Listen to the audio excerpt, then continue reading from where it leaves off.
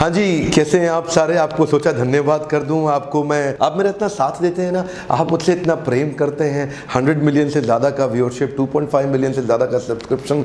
अच्छा लगेगा आपको जान के हमारा यूट्यूब चैनल आज पृथ्वी पे मोस्ट सब्सक्राइब्ड एंटरप्रेन्योरियल और कॉर्पोरेट लीडरशिप एंटरप्रेन्योरशिप का चैनल हो गया है। आप जानते हैं इंडियन मेडिकल सिस्टम पर मैंने एक केस स्टडी बनाया था यूट्यूब का, उसका रिजल्ट आपने देख लिया। नीचे ऊपर कई आपने वीडियोज़ देखे। डॉक्टर्स ने मेरे खिलाफ देश भर से काफ़ी सारे लीगल नोटिस भेजे, देश भर में कई जगह एफआईआर कराने की कोशिश करी, कोर्ट में गए डॉक्टर्स मेरे खिलाफ। इन लोगों ने हमारे को फ़ोन किए, धमकाया, हमें बोला मार देंगे, तुम्हारा ऑफिस तोड़ देंगे, ख़त्म कर देंगे, बहुत सी चीज़ें हुई। कोई बात नहीं, मैं अपने वीडियोस बनाने में लगा रहा, मैं अपनी ट्रेनिंग्स में लगा रहा, मैं अपने प्रोग्राम्स में लगा रहा। बहरहाल बात कोर्ट तक पहुँची। आपको खुशखबरी दे दें, कोर्ट ने इस मैटर को एक्सेप्ट नहीं किया, कोर्ट ने इस मैटर को इनिशिएट ही नहीं किया, कोर्ट ने इस मैटर को रिजेक्ट कर दिया। आपको पता होगा इंडियन मेडिकल एसोसिएशन और बाकी सारी उनकी जितनी लोकल एसोसिएशन हैं वो मुझसे बुरा मान गए। वीडियो तो आपने देखा ही होगा, अगर आपने नहीं देखा तो देख लीजिए। एक ऐसा ही मूवी आई थी अक्षय कुमार की, गब्बर इज बैक, उसके खिलाफ इन्होंने 5 करोड़ का नोटिस भेजा। मुझसे इतना ज़्यादा बुरा मान गए कि मेरे खिलाफ 50 करोड़ का नोटिस भेज दिया।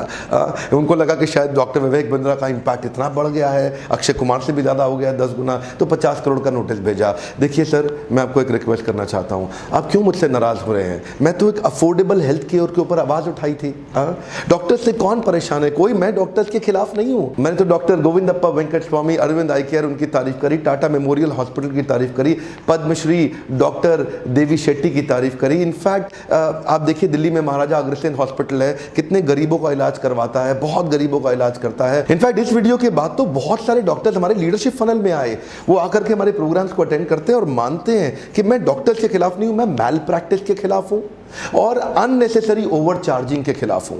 तो मैंने अफोर्डेबल हेल्थ केयर, एक बार और कम ऑन, क्या अफोर्डेबल हेल्थ केयर पे मैंने आवाज उठाई। जब इन्होंने मेरे खिलाफ कोर्ट में केस करने के प्रयास किए तो मैं अपने काम में वापस लग गया। हम वेट करना चाहते थे कि ऑनरेबल कोर्ट का, जज साहब का क्या वर्डिक्ट है। बहरहाल ये मेरे सामने मोबाइल पे खुला हुआ है, मेरे पास भेजा गया है। साकेत कोर्ट के मजिस्ट्रेट, उन्होंने 16 पेज की रिपोर्ट फाइल करी, बहुत लंबी रिपोर्ट है उनकी। मैं उसमें से 30वां पॉइंट, आखिरी पॉइंट जो समरी है वो बता देता हूं।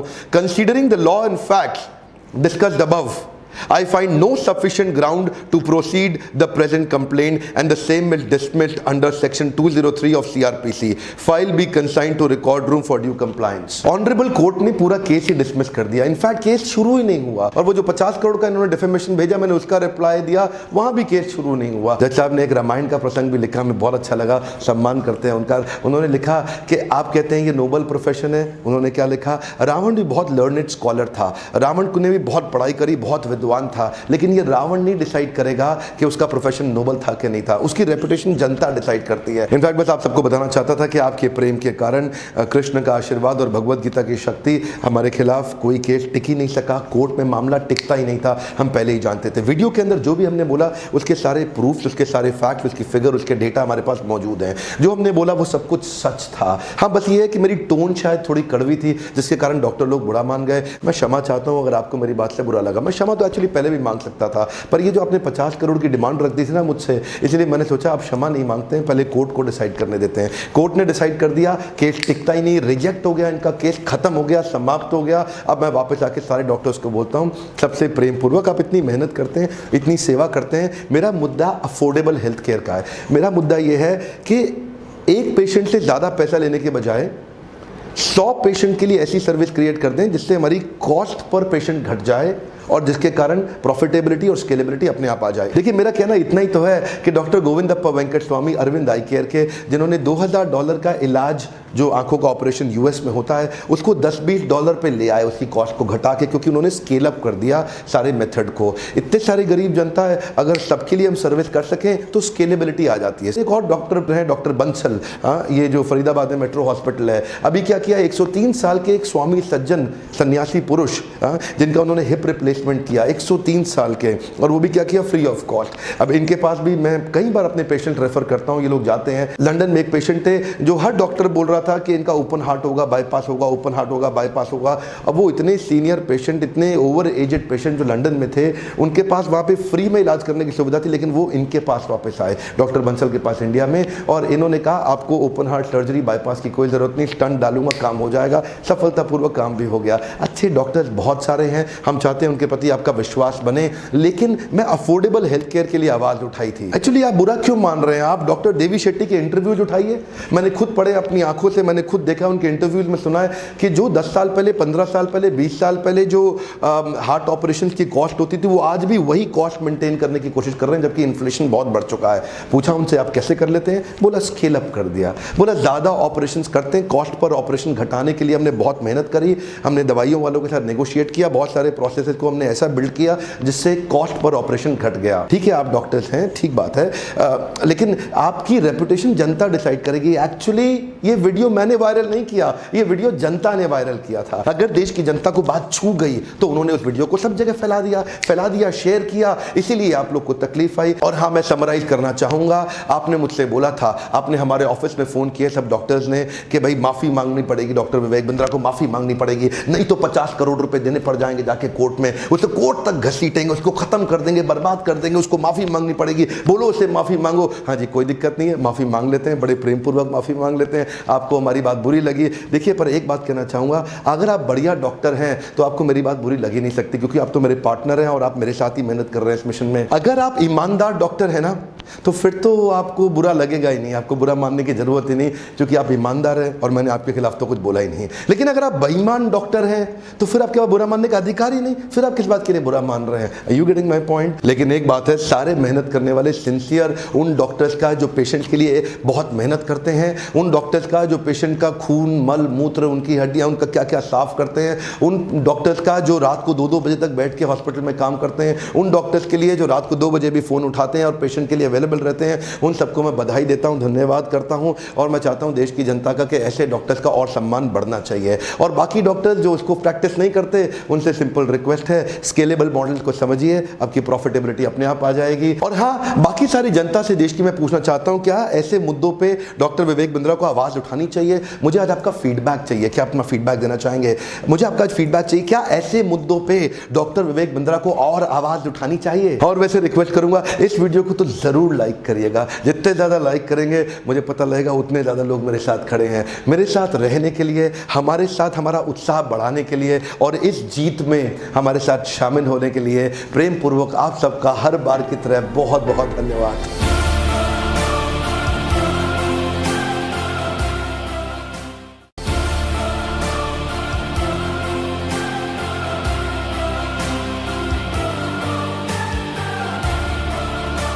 आप सबका स्वागत है। मैं Vivek Bindra, motivational speaker, leadership consultant और बिजनेस कोच। आज आपको शेयर करना चाहता हूं, देश में सफेद कोट के खूनी लुटेरे आ गए हैं। ये जो डॉक्टर्स, जो हॉस्पिटल्स हैं, किसी ब्रांडेड हॉस्पिटल का नाम नहीं लूंगा आज, लेकिन आपको शेयर करना चाहता हूं कि ठीक है, पैसा कमाओ, कोई दिक्कत नहीं है, पैसा कमाओ, पर किसी की मजबूरी का फायदा मत उठाओ। आज अजीबोगरीब हालत हो गई है।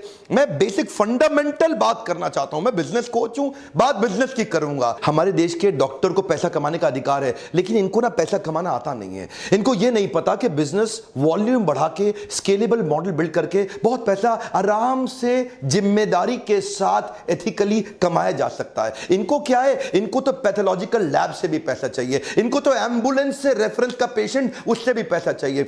क्या बोलते हैं ना, एम्बुलेंस वाले को पेशेंट मेरे पास भेज दियो। इस चक्कर में कई पेशेंट वैसे ही मर जाते हैं, एम्बुलेंस वाले को कमीशन मिलती है, वो गलत डॉक्टर के पास ले जाता है। इनको केमिस्ट से भी पैसा चाहिए। ये तो फार्मा कंपनी को भी काटते हैं। बोलता है मेरी बेटी और उसके दोस्तों को न्यूयॉर्क भी जाना है, न्यू जर्सी भी जाना है, न्यूजीलैंड भी जाना है, वापस न्यू दिल्ली आना है, जरा खर्चा संभाल लेना। मेरे को इवेंट करना है, खर्चा संभाल। इतना पैसा ले लेते हैं ये फार्मा कंपनी से। देखे ना, इनको हर जगह से पैसा चाहिए, इनको हॉस्पिटल से भी चाहिए, इनको पेशेंट से भी चाहिए।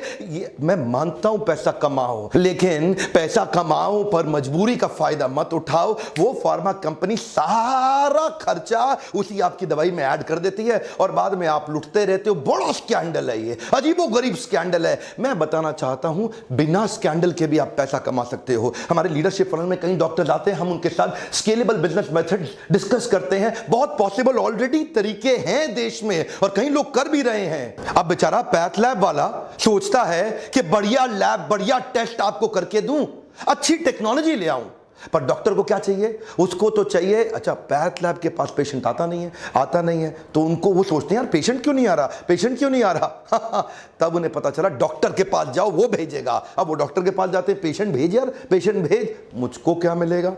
क्या चाहिए? 50% लूंगा पूरे बिल का। सुपर स्पेशलिटी वाला डॉक्टर है ना, 60% तक ले लेगा आपसे। जो आपका लैब का एक्चुअल टेस्ट की जरूरत थी वो भी नहीं होगा। ये होता है बेसिन टेस्ट। बेसिन टेस्ट क्या होता है? खून निकालो, वॉश बेसिन में डाल दो। स्कैंडल है, बड़ा स्कैंडल है। पैसा कमाना मुश्किल नहीं है, बिजनेस के मेथड सीखने पड़ेंगे। लल्लू लाल डॉक्टर बन गए। 8 लाख डॉक्टर होते हुए भी आज हमारा देश हेल्थ केयर के स्टेटस में 154वें नंबर पे आ रहा है दुनिया में। इतना पीछा, टॉप 150 में भी आज हमारा देश नहीं दिखाई पड़ रहा। हम इनको भगवान जैसा मानते हैं, ये सोचते हैं भगवान जैसा नहीं, मैं ही भगवान हूं, तुम्हें लूट लूंगा, खत्म कर। ऐसे लुटेरे आए हैं। आजकल हॉस्पिटल्स सेल्स की रिव्यू करते हैं, डॉक्टर्स को रिव्यू मीटिंग में बिठाते हैं। जितना एडमिशन कराओगे उस पर कमीशन पाओगे। डॉक्टर की तो चांदी है, लगाओ लगाओ, एडमिशन में डाले जाओ, हर एक को डाल दो। उसको ऑपरेशन के टारगेट, कितने ऑपरेशन कराए भाई तूने, पूछता है उससे मालिक, तूने कितने ऑपरेशन कराए? उससे क्या पूछता है? कितने एडमिशन कराए, कितनी तूने लैब में टेस्ट कराई, और कितने दिन फालतू रखा, कितनी कमाई कराई, प्राइवेट बेड वाले कितने थे, शेयर्ड बेड वाले कितने थे। ये धंधा बन गया। टारगेट देते हैं, तेरा प्रमोशन पक्का, अपना टारगेट पूरा कर ले, काट ले काट ले। लीडरशिप फनल में आते हो, मैं सिखाता हूं आपको। बिजनेस बढ़ाना आसान है, लेकिन स्केलेबल मेथड ऐसे बिल्ड करिए जिसमें ईमानदारी से बढ़ जाए। ये दवाई कौन सी दे रहा है? महंगा मॉलिक्यूल डाल, महंगा महंगा सब्स्टिट्यूट है। नहीं नहीं नहीं, वो दे जिसमें मेरे को फार्मा से भी कमीशन आए। हर तरह से, अरे हर तरफ से। एक्चुअल जो आपकी इलाज का कॉस्ट था वो 10% था। आम जनता को बता रहा हूं, ये 90% इन सब की कमीशनें बनी हुई हैं। 10% में आपका इलाज हो जाता। आज जो बिल आप 2 लाख रुपए का देके आते हैं वो 20,000 रुपए का भी नहीं था। लेकिन ये इंश्योरेंस कंपनी को भी नहीं छोड़ेंगे, उनको भी काटेंगे ये लोग। और इंश्योरेंस वाले अगर बहस करें तो उनको पैनल से धमका के हटा देते। माफिया है ये, नाम नहीं ले सकता आज मैं प्राइवेट हॉस्पिटल्स का, लेकिन बड़ा माफिया बन गया ये। अच्छा, इनको भी ना ट्रेनिंग मिलती है।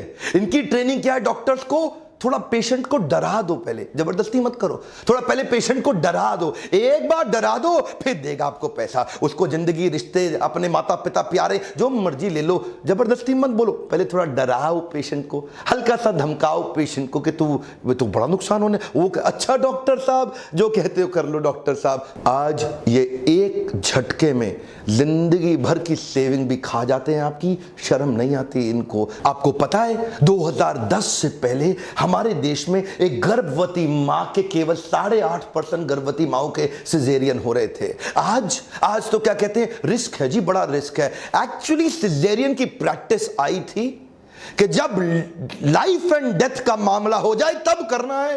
पर यहां पे शहरों में 40% सिजेरियन हो रहे हैं। डॉक्टर कोई ना कोई तरीका निकाल, टारगेट दे दिए ना। डॉक्टर, वो लोग कह रहे हैं कि जब तक नॉर्मल डिलीवरी हो नहीं जाती वो लोग वेट करेंगे। अरे नॉर्मल डिलीवरी होएगा तो बेटा हॉस्पिटल में माल कहाँ से आएगा? हा? और तुम्हारा सैलरी कहाँ से आएगा? Normal delivery is not possible, you must go for C section. Wait करेगा तो हम रिस्पॉन्सिबल नहीं होगा। उनको 2-4 बड़ा बड़ा मेडिकल टर्म्स चिपकाने का।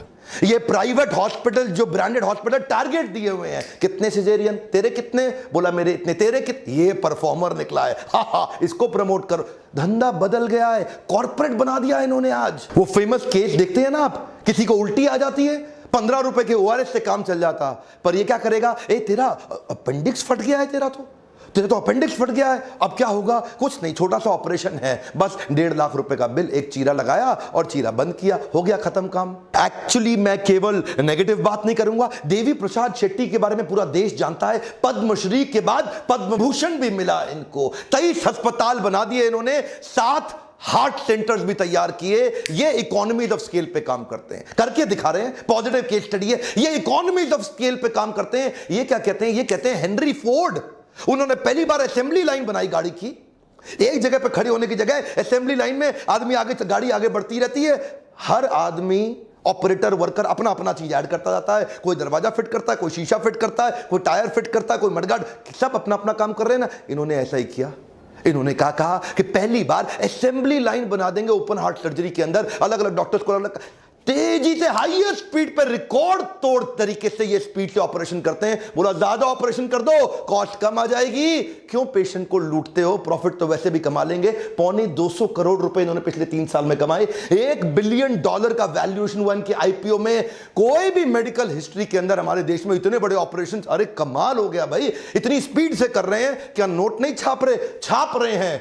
लेकिन ईमानदारी से छाप रहे हैं। इनके अस्पताल में 14,000 वर्कर हो गए हैं। वॉल्यूम बढ़ाने पे फोकस किया, वैल्यू नहीं, कम ऑन, वैल्यूएबल के पीछे नहीं भाग रहे हैं, वॉल्यूम बढ़ा दो। बोला एक लाइन से सारे डॉक्टर्स के अलग अलग अलग अलग रोल्स बना दिए, ये खोलेगा, ये बंद करेगा, ये लिटाएगा, ये एनेस्थीसिया देगा, स्पीड से ठक ठक ठक ठक ठक ठक ठक, ऐसा 300 ऑपरेशन एक दिन में कर डालते हैं। क्या स्पीड ले आए, इनको पता है भारत देश में हॉस्पिटल का धंधा एथिकली करना आसान है। इतनी बड़ी पॉपुलेशन है, इतनी बड़ी पॉपुलेशन है, अरे वॉल्यूम बढ़ाने के बारे में सोचो, अरे स्केलेबल मॉडल के बारे में सोचो, इतना आसान। गोविंदप्पा स्वामी, अरविंद आई केयर हॉस्पिटल, मैकडॉनल्ड से सीखा इन्होंने। बोला मैकडॉनल्ड 1 बिलियन बर्गर बना दिया।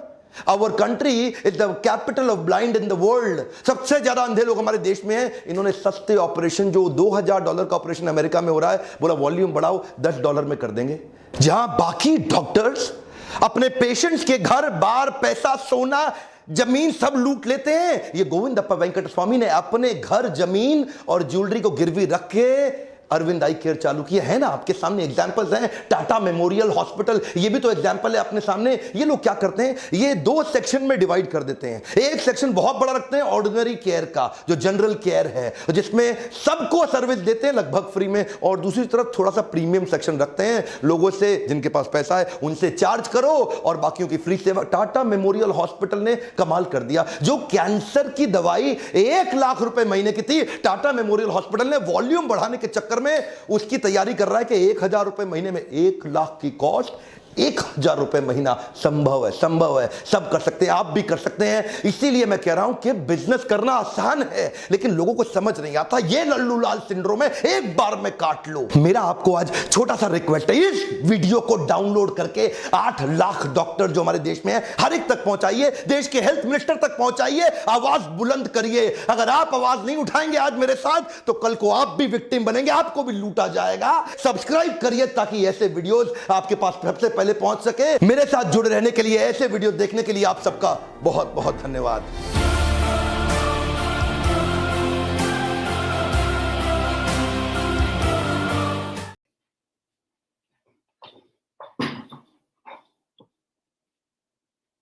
We'll be starting in 2 minutes. Everyone wait 1 second.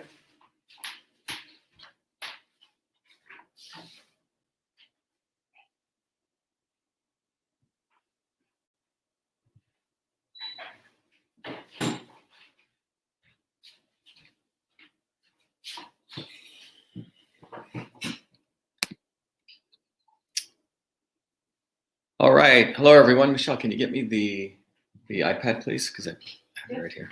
Here we go. Okay, thanks.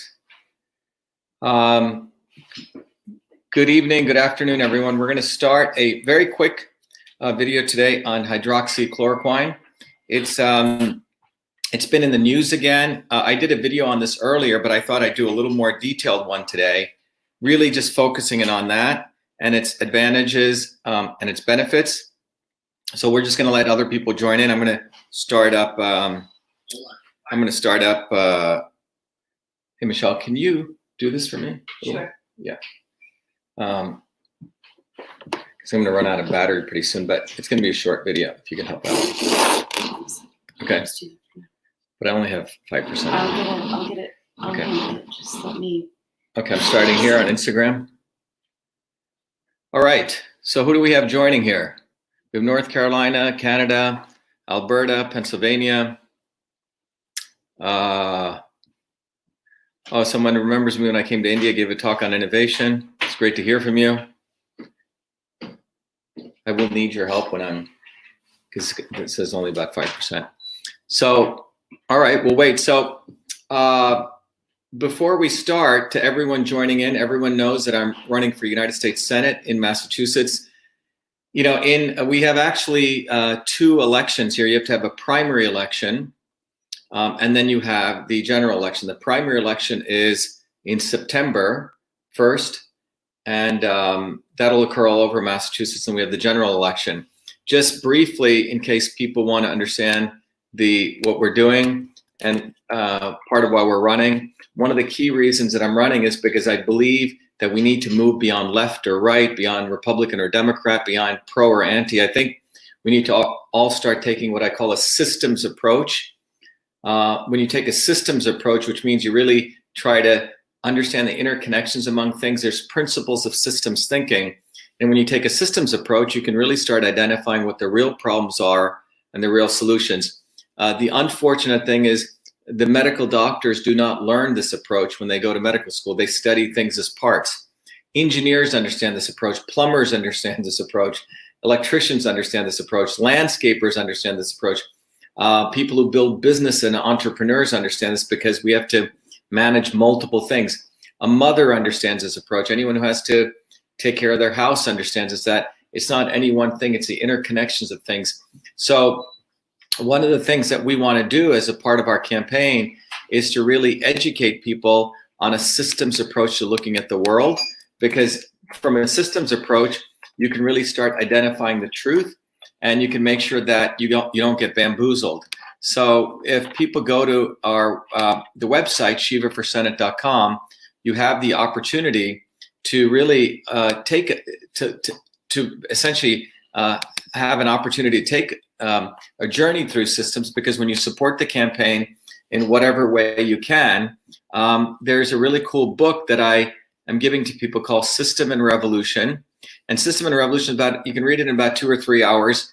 It's a book that really details to you what is a system. You start understanding the nature of all kinds of systems, and you also start understanding what is a revolution and how a system change is what I define as a revolution. So System and Revolution is basically taking 50 years of my knowledge, MIT knowledge, and putting it into a framework that anyone can understand.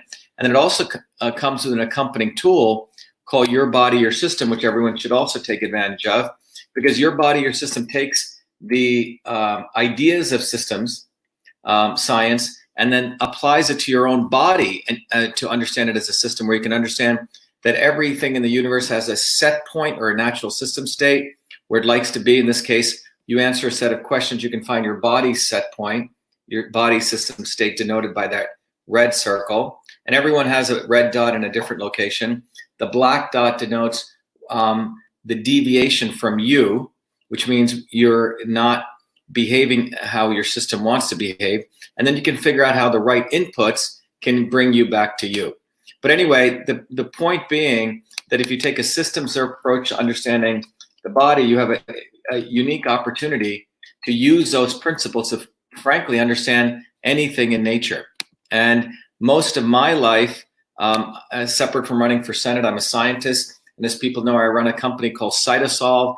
Systems Health is a different company.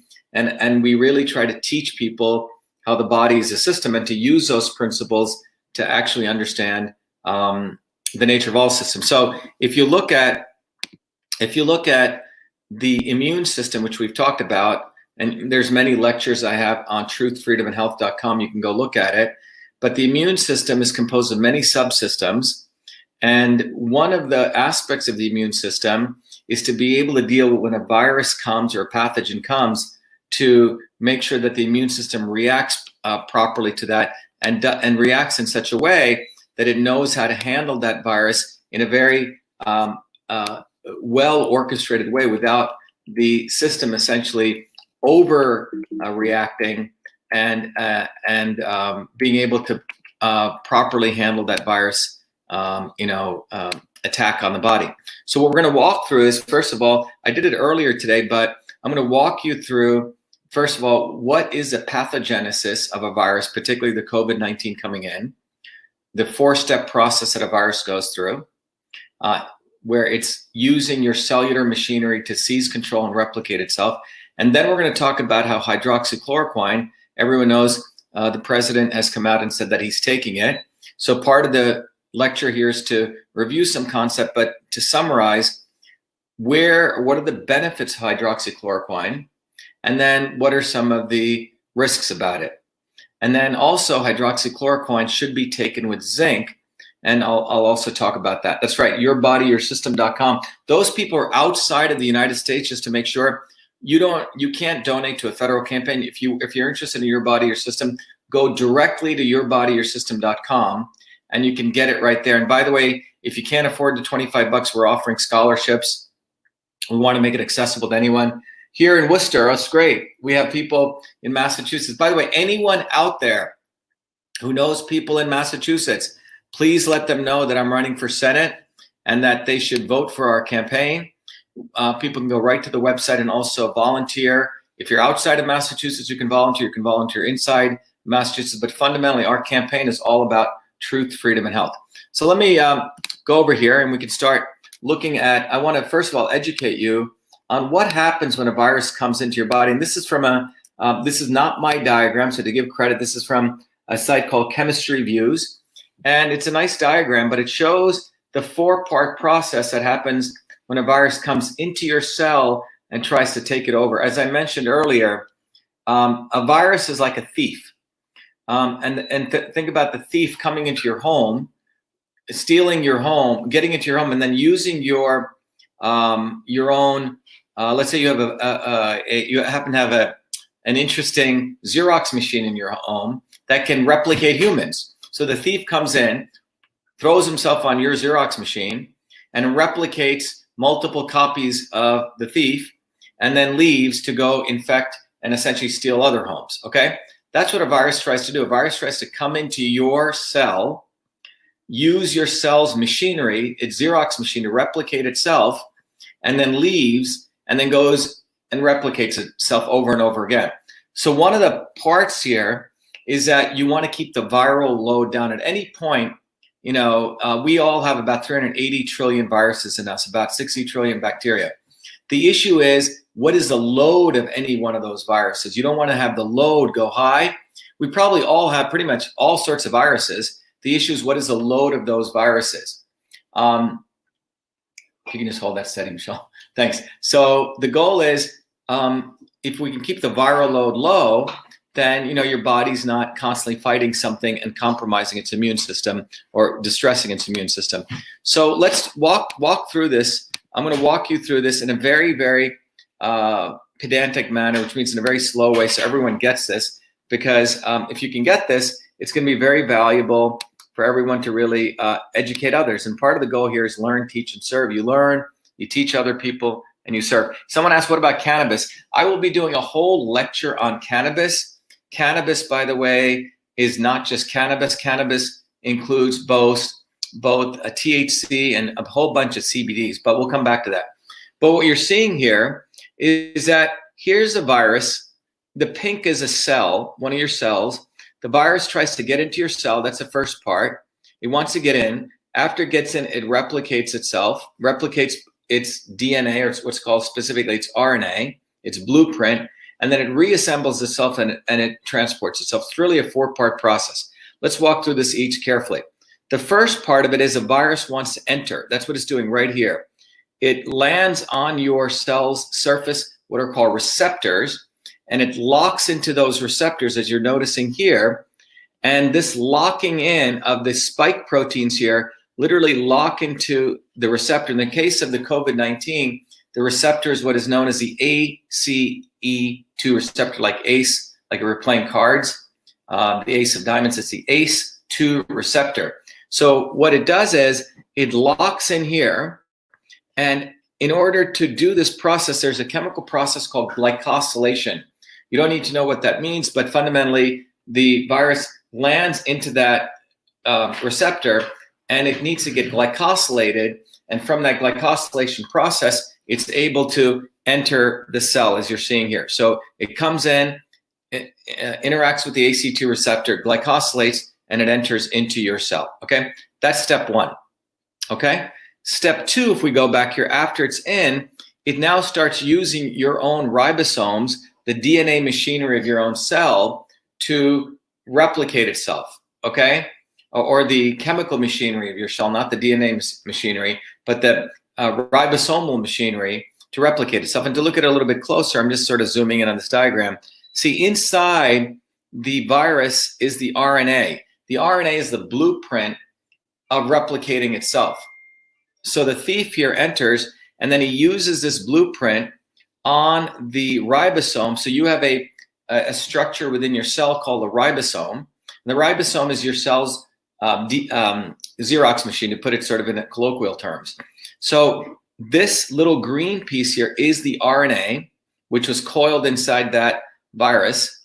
And once it enters, it attempts to replicate that. And as it's replicating here, what you see it's doing here is that it replicates pieces of itself, and then these are ready to be assembled. Would you please, someone said, I don't mean to interrupt, but would you please give your opinion on the actual vaccines in general? Thank God. God bless you. Sure, we can do that. So this replicates the RNA. Okay, so that's the second process that takes place. The next process is after it's replicated the RNA, it has to reassemble itself. And that's what we're seeing right here. Here is the virus replication process, taking the RNA, putting it back into its structure and reassembling it. Okay, that's step 3. And then the last step is it must then transport itself out. And that's what you're seeing here. The virus transports itself out. So that's the 4-part process. Enter through glycosylation, replicate the RNA, assemble it, and then leave. So that's a 4-part process, okay? I hope that's clear. Now, I want to move on to talk about what is hydroxychloroquine. Some of you may have heard when you see the Q in there, not the QAnon, but the quinine, hydroxychloroquine. Some people have said, oh, isn't that like quinine, which is the stuff that comes from the bark of a tree, which is also used in tonic water. And I'm going to let you know it's similar, but it's not the same. And then there's chloroquine, and then there's hydroxychloroquine. Okay? There's, you got it, Michelle? Yeah. There's 3 different structures here. So if you study organic chemistry, which is a great, great science, I love organic chemistry. Wish I had more time to do that. But just to let you know, this is what that structure looks like. So you have an understanding of what we're looking at, the chemical structure of quinine, okay, which is this structure, which comes from the bark of that tree, which people in places like Africa use for treating malaria. Then you have chloroquine. Michelle? It's a little bit, yeah. Your chloroquine, which is this structure here, which is a version of hydroxychloroquine. Some people say you have to be careful. It's a little more stronger. So over here is what you see here. Is that my phone? Yeah, hold this for a second. Yeah, let me hold it for a second. So what you see here is that the hydroxychloroquine looks a lot like chloroquine. You can, if you know a little bit of chemistry, this is a ring structure. You have the hydrogen, the nitrogen. But you notice right at this point, the difference between hydroxychloroquine and chloroquine is it literally has this hydroxy group. Okay, that's why they call it hydroxychloroquine. OH in chemistry is called a hydroxyl group. So hydroxychloroquine has an extra OH group, which the chloroquine does not have. And if you look at the scientific literature, it says the hydroxychloroquine is less toxic than the chloroquine. Okay, so this is what we're looking at. This is the structure of the molecule. So let's now look at what hydroxychloroquine actually does. How does it benefit? Well, remember we talked about the virus entry. What hydroxychloroquine does, you can see right here, it's actually inhibiting the glycosylation process. So inhibition of glycosylation of the ACE2 receptor and spike protein, and the inhibition of the viral particle binding to the ACE2 receptor. So basically this attachment here reduces the ability for the virus to enter. So hydroxychloroquine stops what's called the glycosylation process. So that's one of the important things it does. The second thing hydroxychloroquine does, it's a pretty cool molecule. The second thing it does, it inhibits viral replication. Remember the Xerox machine piece? Well, hydroxychloroquine inhibits the replication of the RNA. Now, one of the important things, it does this really well when you have zinc in there. And zinc is interesting. Zinc is a mineral which actually can go into the cell because of hydroxychloroquine. So hydroxychloroquine is what's called an ionophore. It allows the ion of zinc ion to be transported into the cell because of hydroxychloroquine. Okay, so again here, zinc is one of the important things that's valuable to be used with HCQ, and that's one of the treatment models that people propose. The third is it inhibits the viral assembly. So not only is it doing this, but it also stops the assembly of the virus. Okay, and the next is hydroxychloroquine also gets here, and it stops the new virus particle transport and sending it out. So it inhibits viral transport. So at minimum, just to cover, let me just go back here. It inhibits the virus entry, stops glycosylation, it stops viral replication, it stops the virus assembly, and it stops the transport out. So in a very, very interesting way, it's really stopping 4 things in this process. Okay? Now it also has some other benefits. One is it inhibits the cytokine storm, and this comes out of some recent work which shows that it inhibits inflammatory cytokines. TNF-alpha is one of those cytokines. It disrupts cellular iron homeostasis. It inhibits the inhibition of the TNF-alpha mRNA expression, and its inhibition of the pre-translational stage. Bottom line, it has an effect in essentially supporting immunomodulation, so you don't get the cytokine storm. And it also attenuates the inflammatory response. Now, so those are all the great things about it. So in summary, what it does is it's making sure the virus can't get in. If it gets in with zinc, it's stopping the replication. It's also inhibiting the reassembly and the transport. So that's 4 cool things that it does. But in addition, it actually stops the cytokine storm, and it lowers inflammation, as you can see in the diagram over here. Let me go over here. Yeah, so as you can see here. So it's really stopping multiple things, and this is why people believe, and it's been used in malaria as an anti-malarial. So those are all the positive benefits. Remdesivir, which the drug we talked about, only does one thing. It really inhibits the viral replication. You can see hydroxychloroquine hits many, many, many subsystems from a system standpoint. Well, what are the negative things about it? Well, unfortunately, it does have a number of side effects. And those side effects, some people can decide to go with it because they may think they're not that bad. So for example, it causes blistering and peeling. I mean, there's about 60 different side effects, okay? Difficulty seeing at night, diarrhea, dark urine, loss of urine, lower back pain. I mean, you can just if you want to take a snapshot of this, but there's lots of little and what some people may consider, depending on your condition, maybe extreme side effects. That's why I keep saying the goal here is not one size fits all medicine. The most important thing is personalized and precision medicine. People can look at this and decide if this is the right thing for them. But you can see some people may be fine with a little bit of nausea or nightmares or nervousness or dry mouth, but it does have a number of side effects.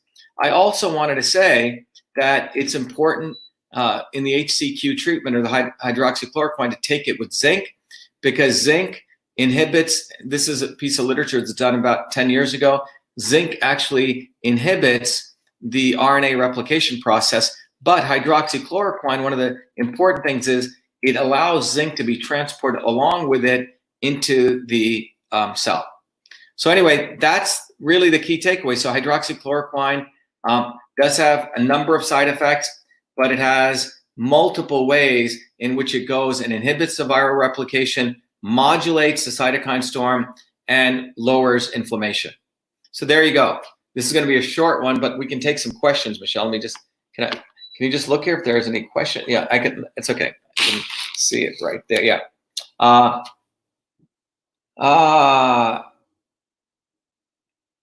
I'm not sure what these people are saying. Please, someone is here some of the people are saying it needs to be blocked. We may need to do that. Does a virus just attach to random cells in the body? How does it transport to the lungs? Yeah, so that's a good question. So look, when viruses come in or any pathogen, there's many cells that are involved in the innate immune system to try to take out that virus. You have the initial virus that comes in, or the initial pathogen, and the innate immune system attempts to take out that virus by or the pathogen by using macrophages, neutrophils. There's many cells involved in that. If it doesn't make it through that process, then you have your interferon system, and then you have your adaptive immune system. You also have your microbiome. You have a number of subsystems that are involved in here. But the virus particles, many of them, they differentially land in different parts of your tissue. So for example, the polio virus particles go into your myelin sheath, right, in your spine. And so when your body, if it's an overreactive dysfunctional immune system, it goes and attacks itself, and that's where you get the paralysis. In the case of the coronavirus, it goes and essentially lands itself in the lung epithelial tissue. And that's why your body in the weakened and dysfunctional immune system is attacking that area.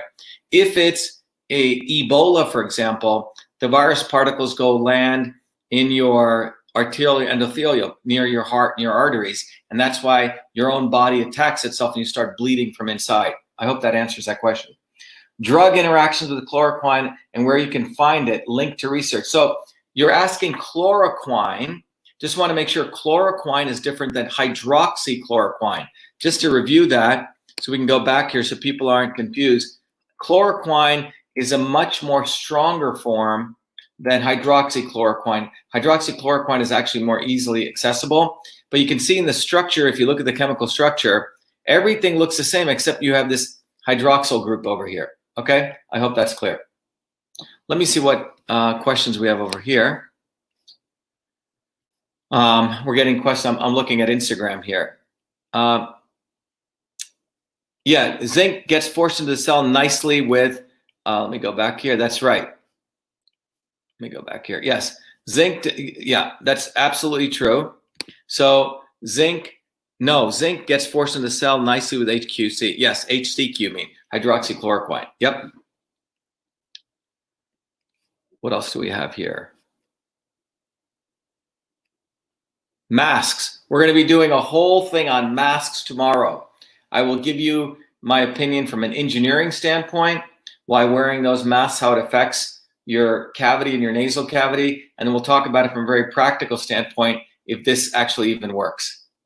All right, if there isn't any more questions, we're gonna, this evening, we're gonna have people joining us, working people from Massachusetts, talking about the incredible problems that they're suffering with their businesses being shut down and what's going on and how much it's devastated them. And we're gonna do a follow-up to our conversation yesterday. How do we prevent this from happening again? That's what we'll be talking about.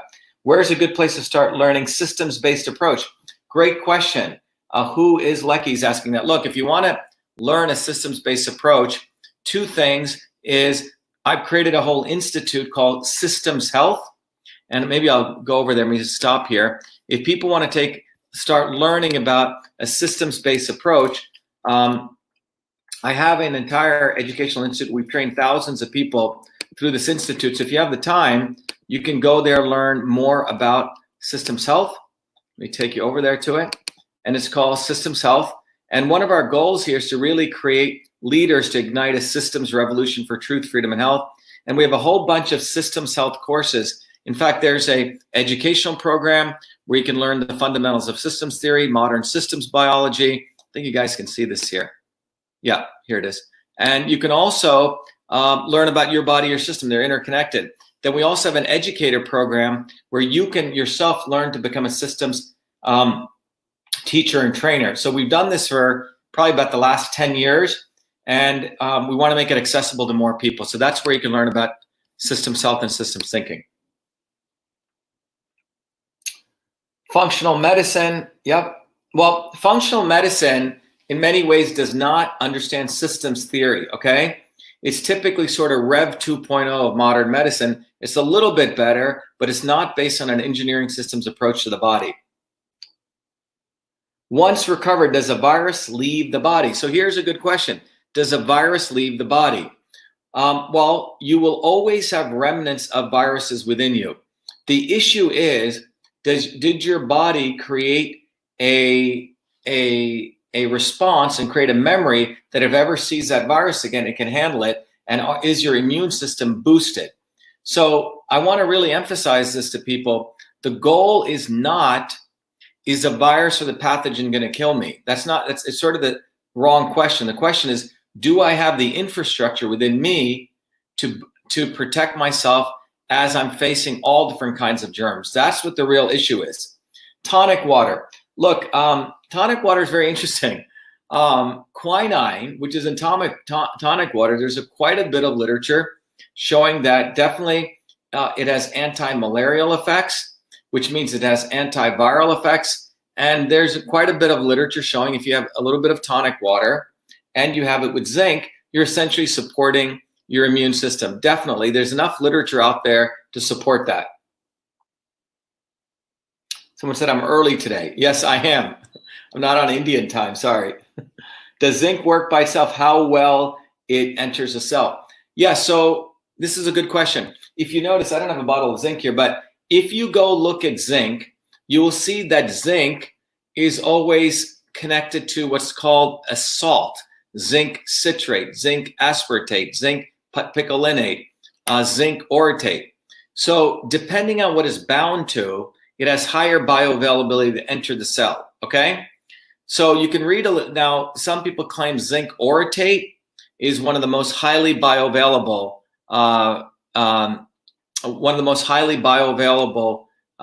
forms of zinc. But the research is constantly changing on this, but you have to, so now zinc orotate, I believe they did it so you only have to get it by doctor prescription because of how well it works. The zinc picolinate, zinc citrate, these have all some very good bioavailability properties. I think if people do a little bit of research, you can find out which is the most bioavailable form. Someone said the sound is now bad. Oh, audio is a bit low. Okay. Sorry about that. Is that better? Something just happened with the sound. Is sound okay for people on Instagram, on Facebook, etc.?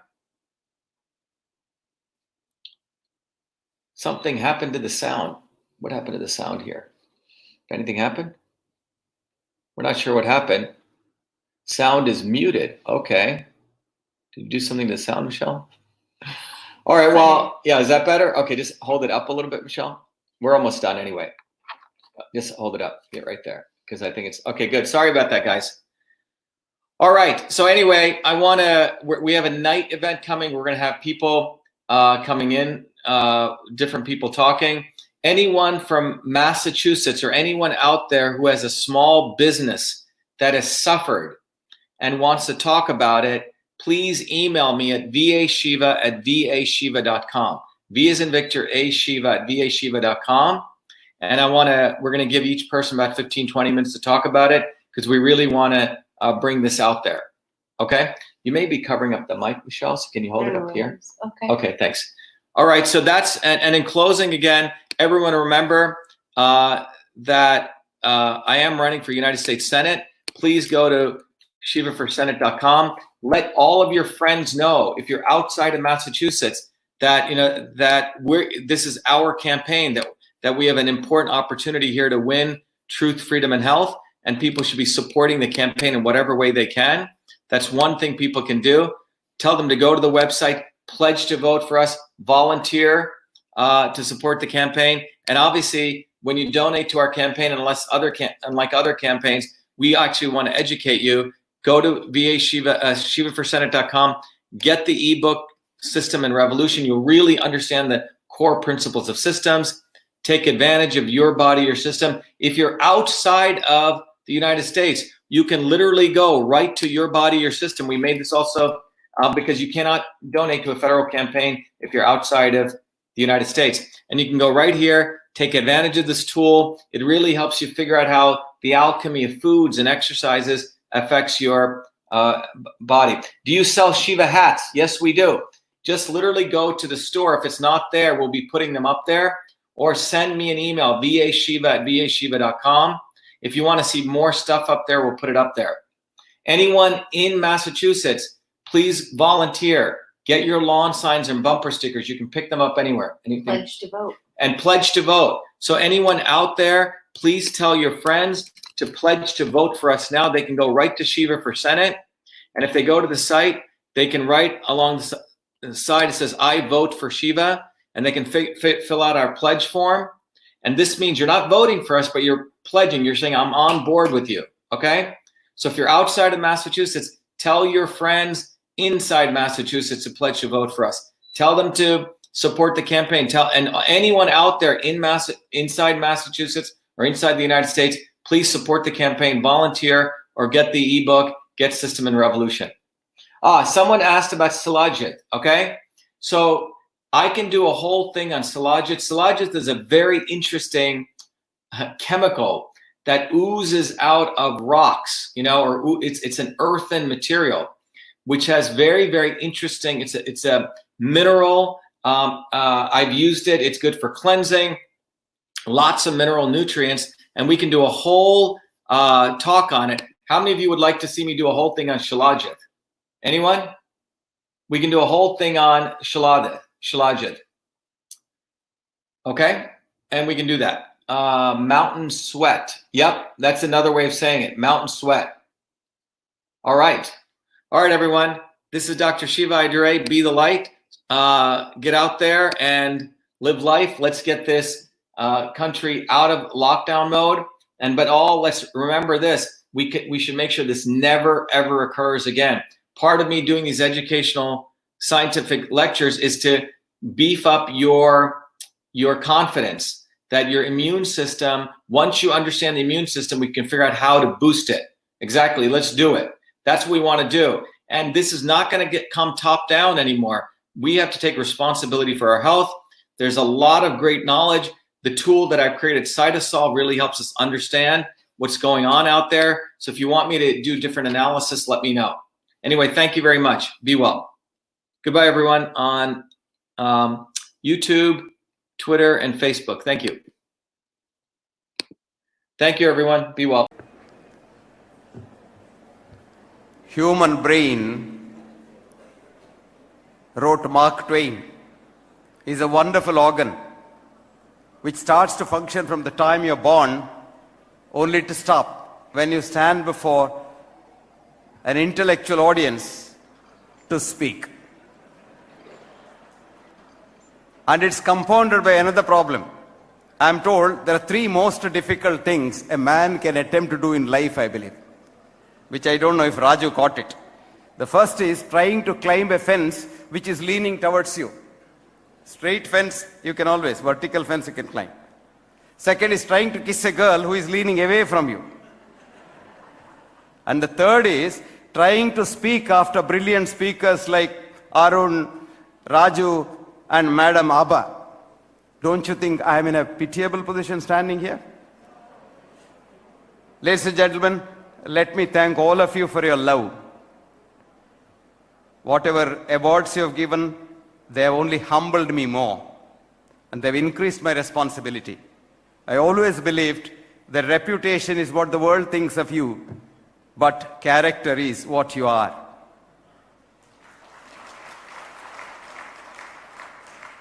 There is so much good in the worst of us and so much bad in the best of us that none of us have the right to criticize any of us.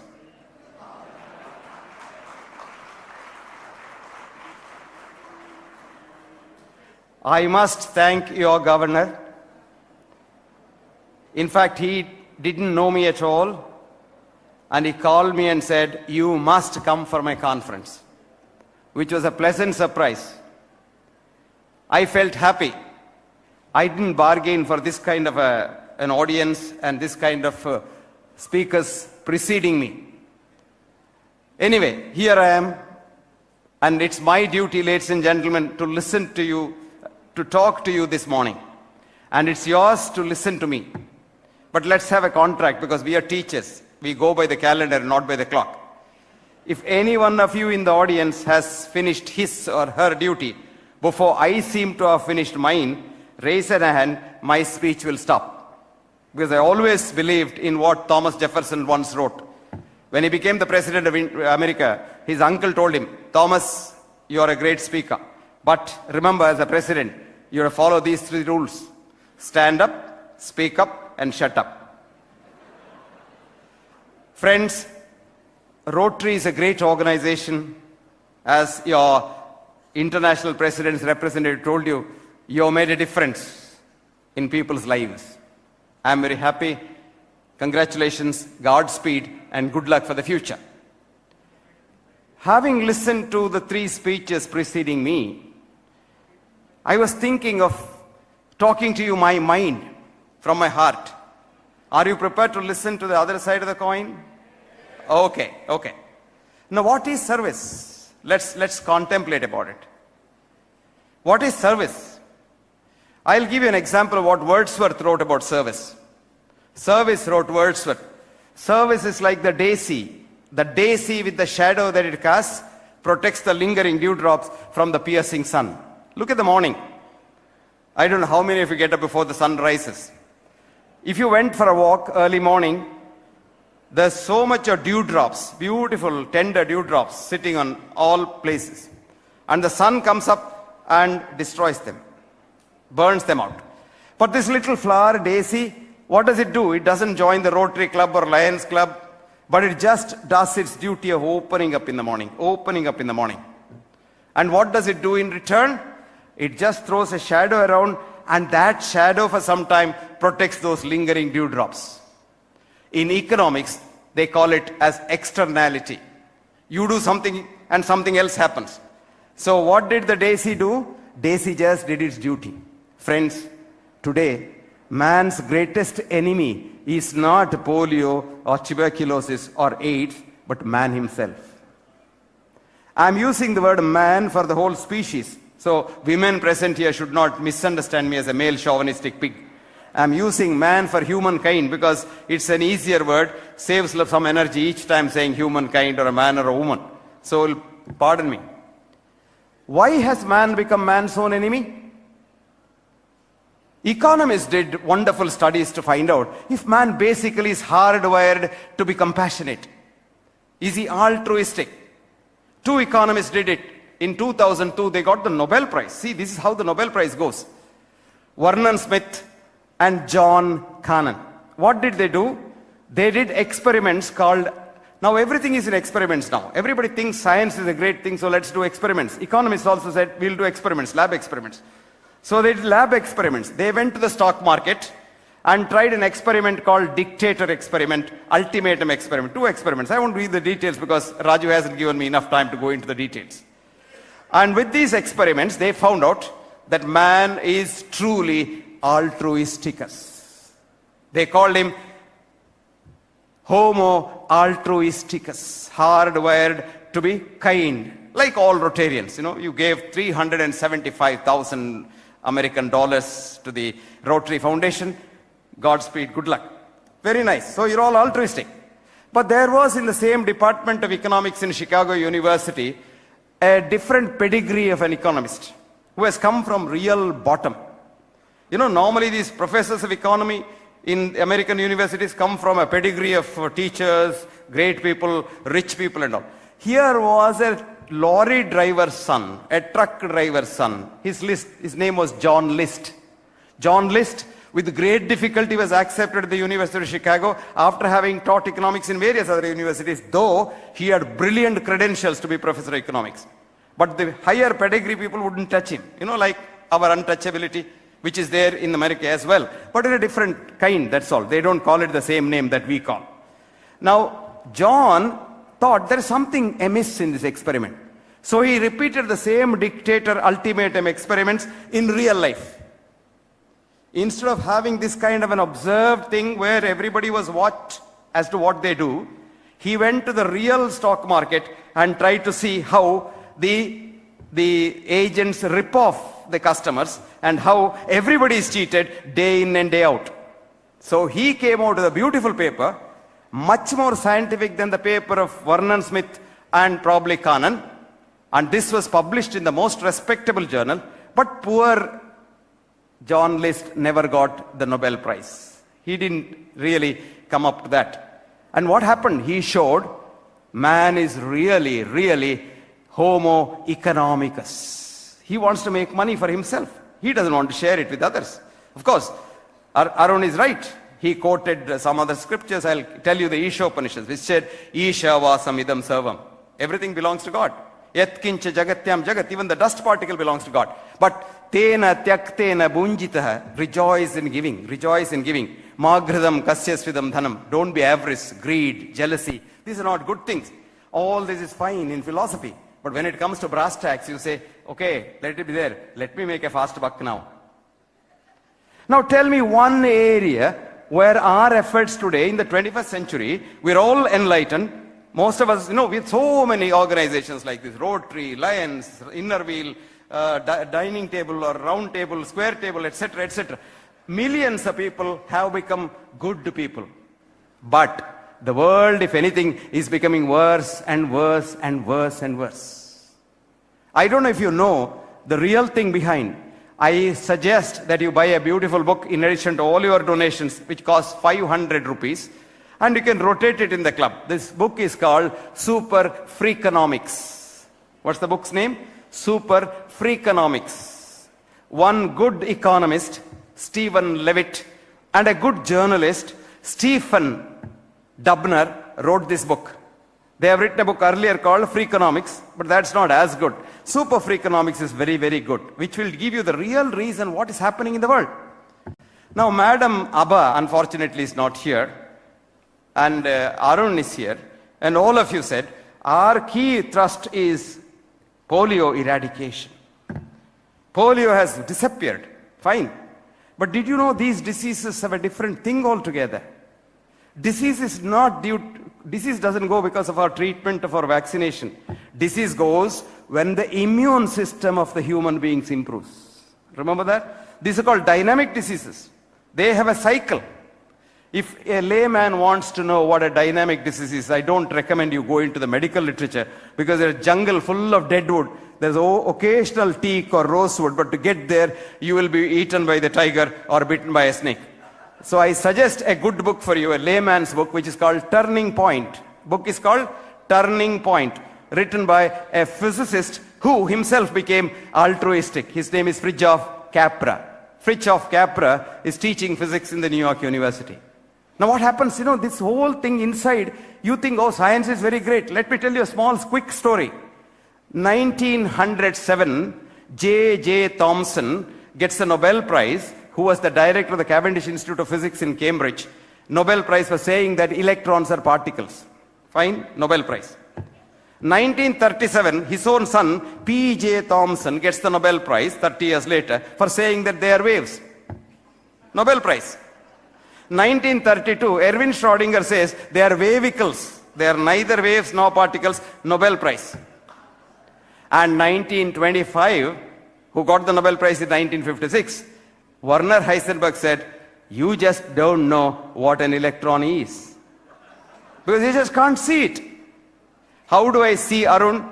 When I look at Arun, a few photons from his body eject out and hit my retina, and then I know Arun is there.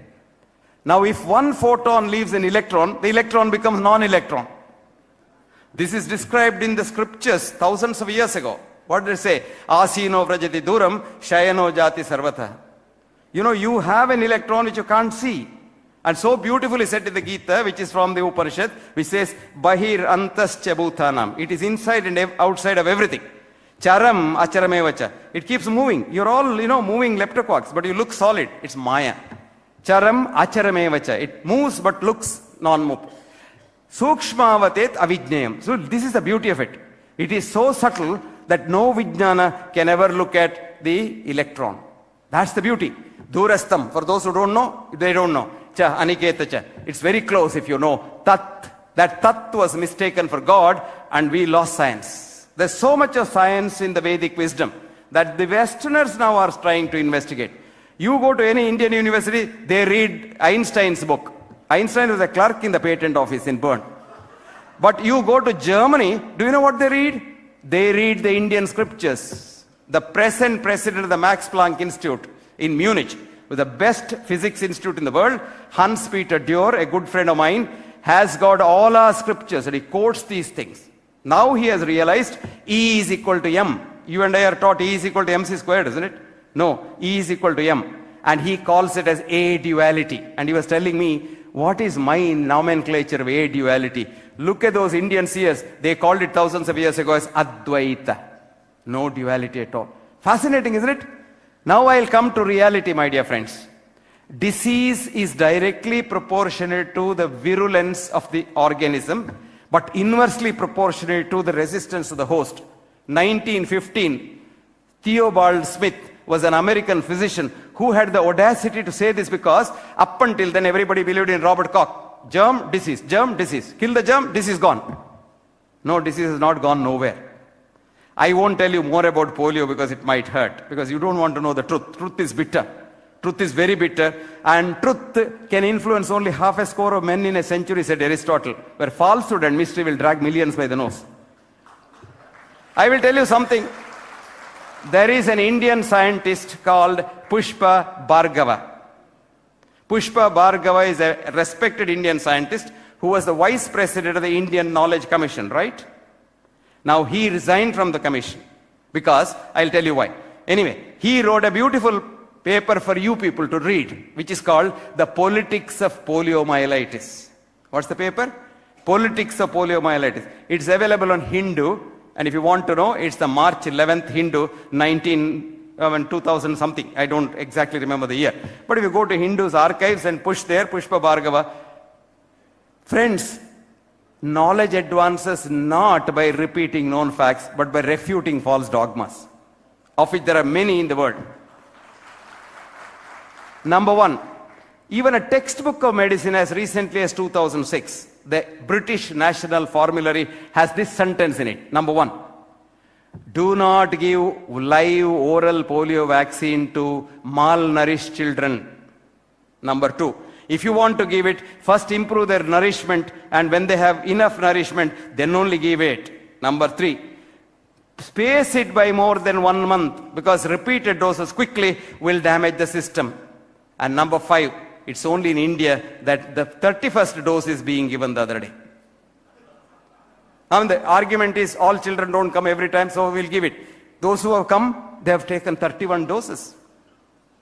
Now what happens in a poor child if you give polio vaccine? It's a live virus.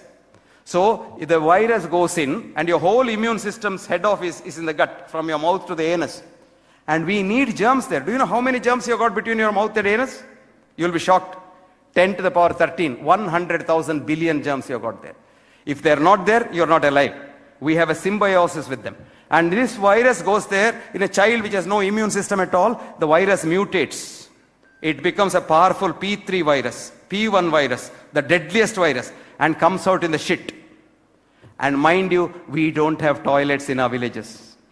And the shit gets dissipated in rainy season all over the place. Other children touch it and eat it, and they are now given a deadly P3 virus. And according to Pushpa Bhargava, thousands of Indian children got polio recently, not because of the God-given polio, but man-made polio. Do you know what India needs, my dear friends? Man is man's biggest enemy. What is the greatest service you can do? Let me tell you from my heart. Give a good example to society. Give a good example to society. I can preach to all of you and think that I have preached to the Rotarians and they will all become good human beings tomorrow. I have no guarantee. But I can take an oath standing on this pedestal. I will be a better BMX tomorrow than what I am today. I am sure of one thing. There is one rascal less in this world. I want each Rotarian to take an oath today. I want every Rotarian, Rotarian, Rotary kid, Rotary, everybody to take an oath, go home, stand before the mirror, cross your heart and say, I shall be a better human being tomorrow. I shall be homo altruisticus and not homo economicus. Because it's so easy to live by sharing.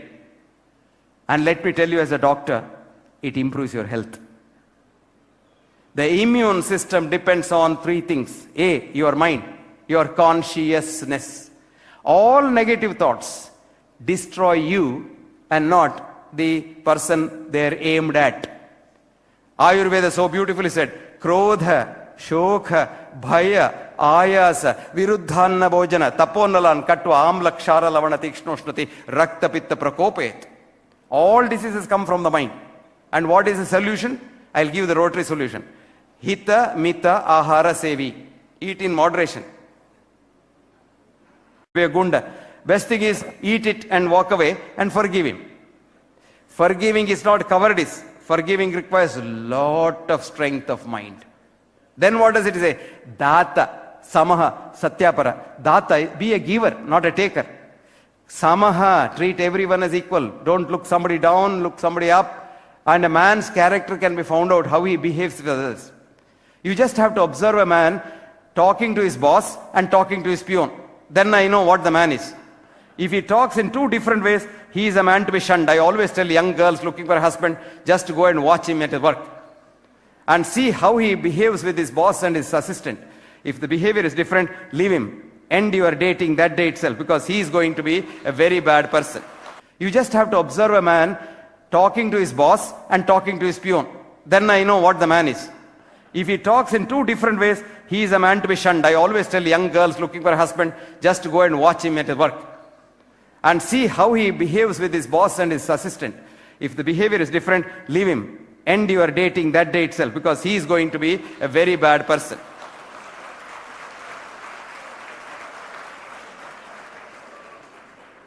Now what does India need? Service, I'll tell you. 5 things. The UNIDO said 5 things India needs. 5 things. A, clean drinking water for every citizen. Clean drinking water. Even in the remotest village, I'll tell you how to give clean drinking water. You know water supply? Go to the village and tell them, collect the water in a clean vessel, open vessel, cover it with a thin cloth, put it in the hot sun for 2 hours. No germ survives there. The greatest germ killer is the ultraviolet rays from the sun. Even if you have an air-conditioned bedroom in the 5-star place, open that in the morning and let sun's rays come in so that your bedroom gets sterilized. And for saying that sun rays kills every germ, Phil Nielsen got the Nobel Prize in medicine in 1903.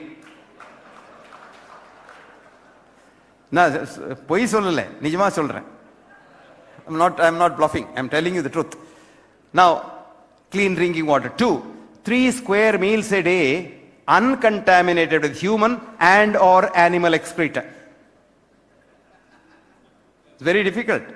3, economic empowerment of village women. Man earns, he drinks, comes home empty-handed. Woman can sleep empty stomach, but she can't see her own children sleeping empty stomach.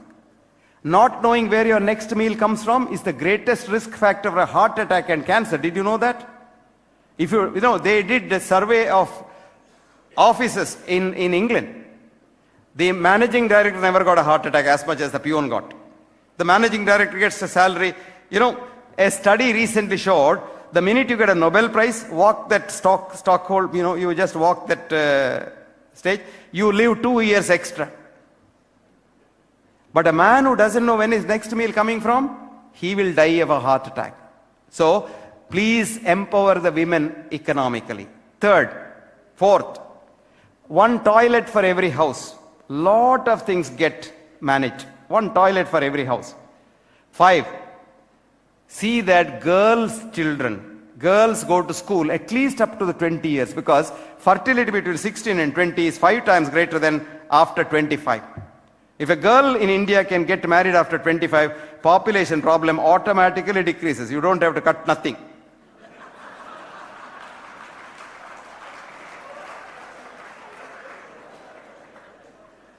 Another thing that you can do is to have a roof on top of those poor people for which right now they have only the starlit sky. This is India's need of health care. I saw beautiful pictures of midday meal. I love it. But that doesn't do the job. The child is made in the mother's womb in the first 3 months of pregnancy, which is called the first trimester. This is the time all organs are made, and if the mother doesn't have nutrition, organs are not made properly. So the child will, if ever it survives and comes out, 50% of them die in the uterus. That's called stillbirth. If they come out at all, they are very small children, and they have a very small heart, very thin arteries, very small pancreas, very small liver, That's all right, because they live at least up to 30 years and then become diabetics. You know, this poor fellow, if he survives 30 years, he goes to Dubai, cleans the road, comes back with some money. There he eats a lot of, meat and things like that, which is very cheap. By the time he comes here and goes for a checkup in Justlock Hospital, he's a diabetic. That doesn't matter. But what worries me is, there's a part of the brain called the hippocampus major, which is necessary for memory, creativity, learning, studying, everything. And this is so small in these children whose mothers didn't have nutrition, that these children, even if you give them 150% reservation, cannot pass SSLC. Because they have no creativity at all. I want you to give midday meal for every pregnant woman in Bombay, poor woman in the slums, right from the day she loses her first menstrual period. Please do that. You will get a generation of brilliant children who, even living in the slums, will one day get a Nobel Prize.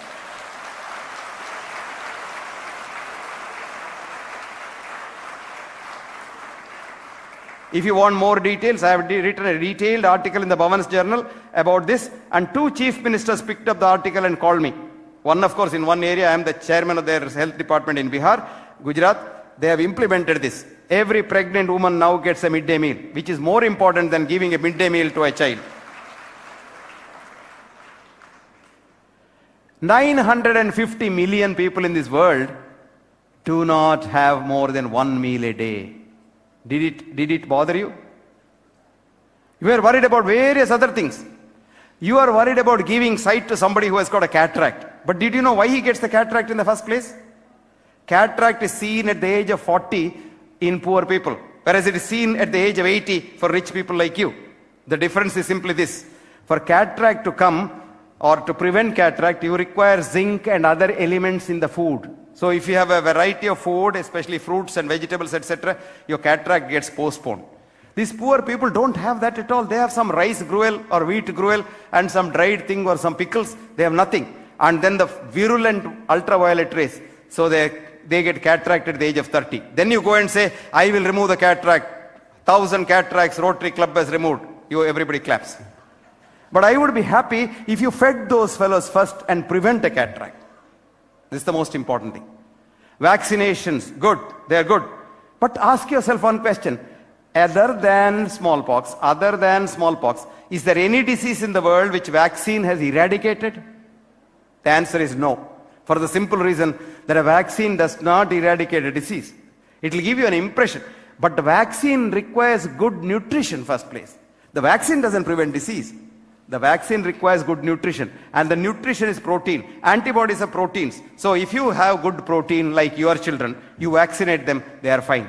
But a poor man's child doesn't have protein at all, you vaccinate it. So the British formulary says, in a poor country with lot of malnourished children, the only way to prevent polio is to give Salk vaccine. It's a little costlier, doesn't matter. It comes to about 7.5 rupees per child. It's not a big thing, but every country has banned live oral vaccine except Africa and India, and this is the only place where it can be sold. It's banned. You can't give oral polio vaccine in countries like America and Europe. You can give Salk vaccine, which is an injection vaccine. But here the argument is, we don't have money for that. It requires a lot of money. That is not the argument, my dear friends. You want to do good, right? Do the right thing. Why have half-hearted measures? There are a lot of philanthropes in this world, and you see them on the television, you see them. But are they really philanthropes? You go deep into it and you find they have an agenda, a hidden agenda. This is what worries me. So I want a Rotarian to walk his talk. And many times what happens is we have superficial talks. I'm reminded of a joke. One day a fool like me was traveling in the plane. He was a very arrogant fool like me. And next to him was sitting an innocent girl, high school girl, reading a book very seriously. So this man wanted to strike a conversation with that girl. He said, young lady, I am told that if neighboring passengers talk to each other, planes go faster.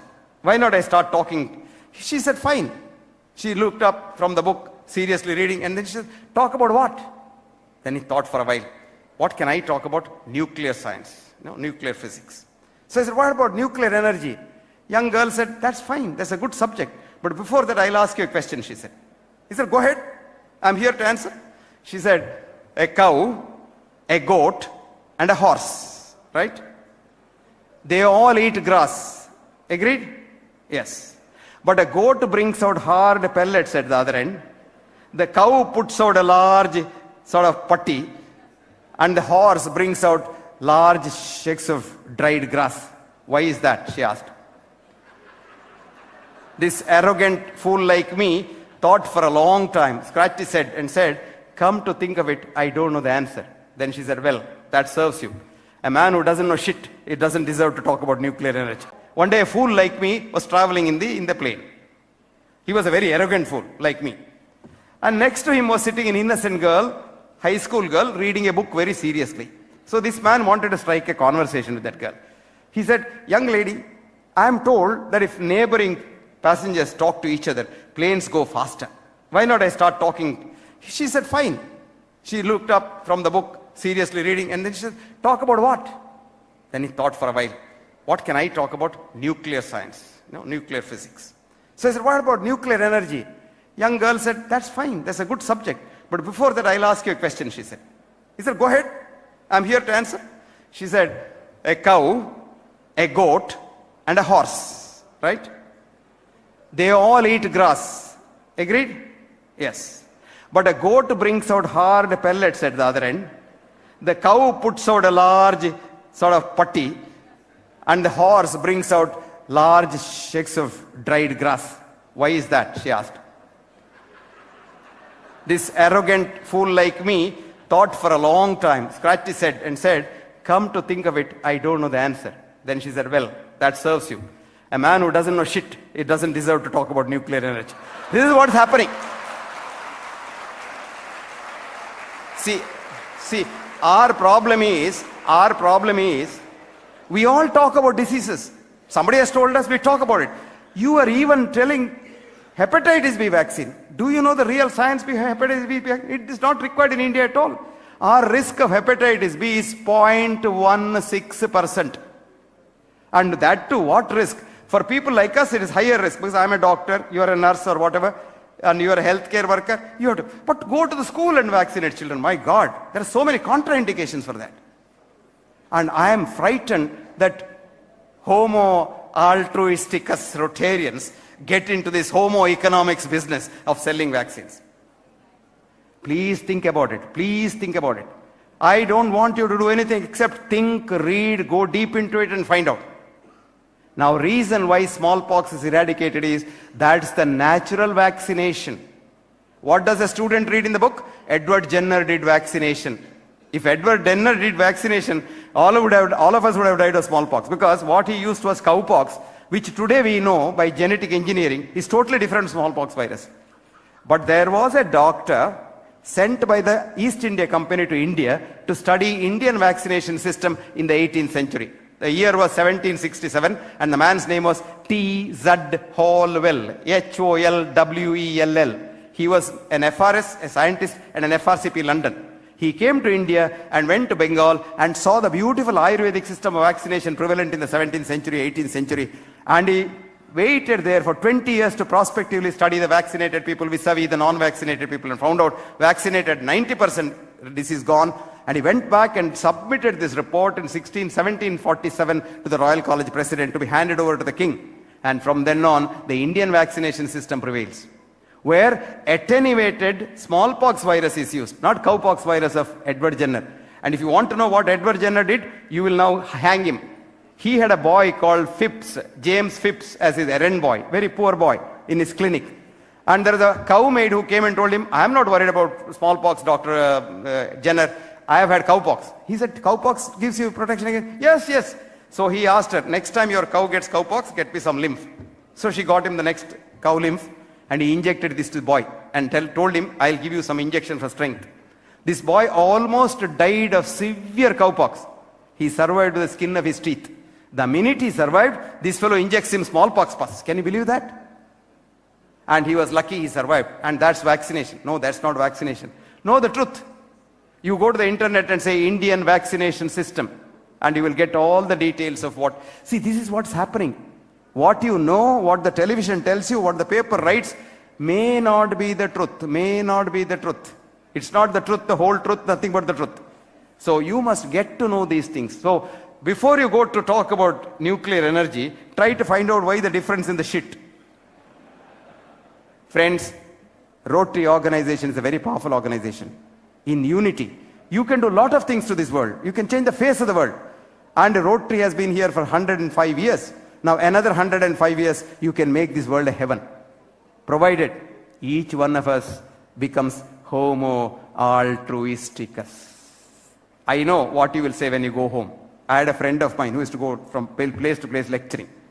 And he was a parish priest who was lecturing on very serious things. One day he was in Bombay, he was lecturing in the Renaissance Hotel, and he was staying in some small hotel in MIDC.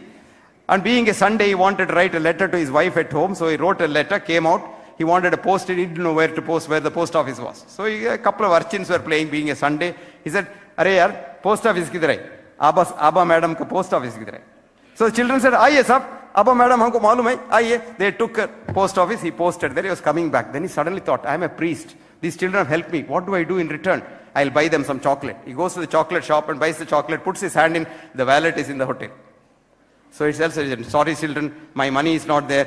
I am going to give you 2 free passes for my talk in the Renaissance Hotel. It costs 100 rupees, but you will go free." So he wrote a pass. Children laughed, who wants to go for talk? There are a lot of fools like BMID talking, but listening is more difficult. Talking is very easy. Anybody can talk, but sitting and listening is very, very difficult. So children laughed. He said, "Why are you laughing?" "No sir, we just wanted to know what you're talking about." He suddenly became very serious. "I'm a priest. What am I talking about? I'm talking about God. I'm talking about theology, way to heaven and things like that." Children burst out laughing. He said, "Why?" "Sir, a man who doesn't know the way to the post office, how does he know way to heaven?" Thank you very much.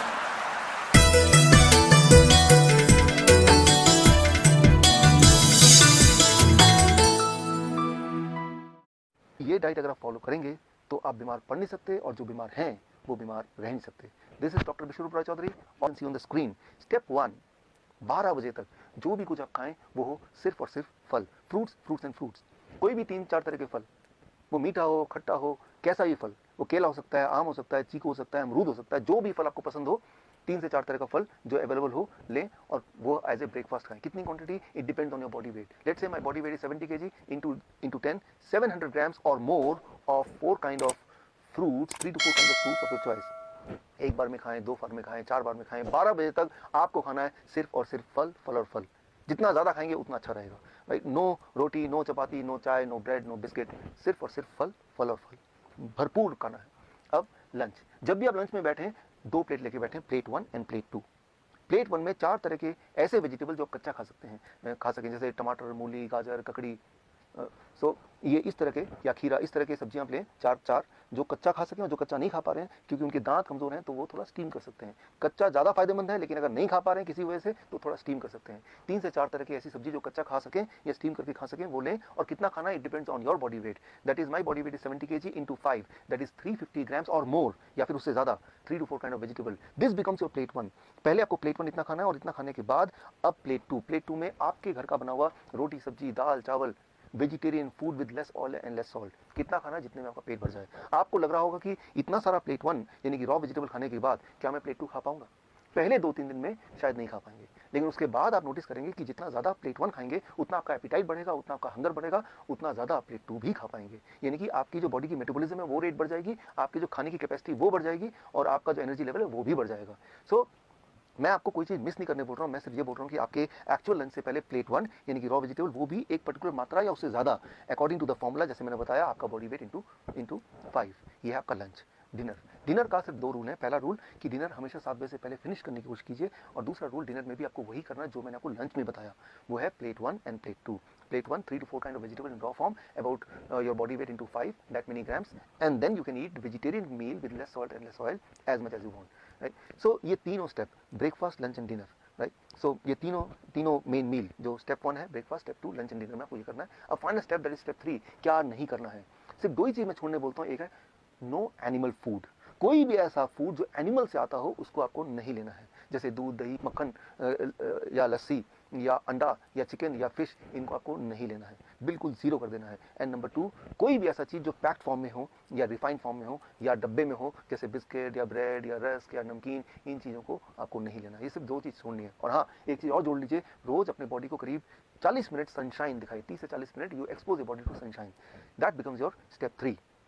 If you follow these 3 steps, अगर आप ये 3 steps आप follow करते हैं, so within the first 3 days your blood sugar will start coming to normal, यानी कि you will be forced to stop the medication, you will be forced to taper the insulin. अगर आपने insulin कम नहीं किया या खत्म नहीं किया, so you may land up in a hypoglycemic state and that itself is very dangerous. Within the first 7 days your blood pressure will start reducing, आपका blood pressure कम होने लगेगा 7 दिन के अंदर, यानी कि आपको ब्लड प्रेशर की दवाइयाँ छोड़ना पड़ेगा, आपकी मजबूरी हो जाएगी छोड़ना।